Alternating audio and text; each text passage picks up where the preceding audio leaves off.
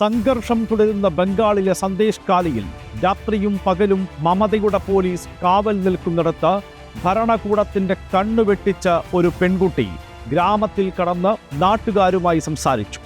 വേഷം മാറ്റി പോലീസിനെ കബളിപ്പിച്ച് അകത്ത് പ്രവേശിച്ച ആ പെൺകുട്ടി ആരാണ്?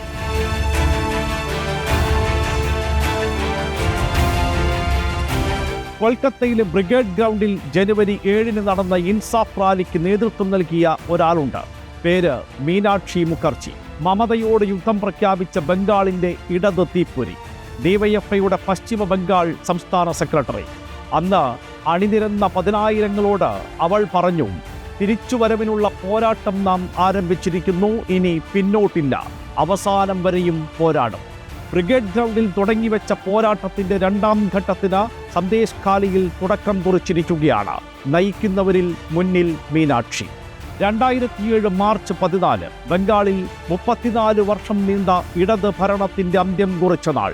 നന്ദിഗ്രാമിൽ കൃഷിഭൂമി ഏറ്റെടുക്കലിനെതിരെ സമരം നടത്തിയവരെ CPM സർക്കാർ വെടിവെച്ച് വീഴ്ത്തിയ ദിവസം 14 പേരാണ് വെടിവെപ്പിൽ കൊല്ലപ്പെട്ടത്. മാസങ്ങൾ നീണ്ട സംഘർഷത്തിൽ 27 പേർക്ക് ജീവൻ നഷ്ടപ്പെട്ടു. അടുത്ത തെരഞ്ഞെടുപ്പിൽ CPM അധികാരത്തിൽ നിന്നും പുറത്ത്. രക്തക്കറമായാത്ത നന്ദിഗ്രാമിന്റെ മണ്ണിൽ നിന്നായിരുന്നു മമതയുടെ മുന്നേറ്റം. ഇപ്പോൾ അതേ മമതയ്ക്ക് സന്ദേശ് ഖാലിയിൽ കണക്കുകൾ പിഴയ്ക്കുമ്പോൾ തിരിച്ചുവരവിന് ശ്രമം നടത്തുകയാണ് CPM. കണ്ടുമടുത്ത മുഖങ്ങൾക്ക് പകരം പോരിൽ മുന്നിൽ നിൽക്കുന്നത് മീനാക്ഷി മുഖർജിയും ശ്രീജൻ ഭട്ടാചാര്യയും പോലുള്ള യുവത്വത്തിന്റെ പടക്കുതിരകൾ.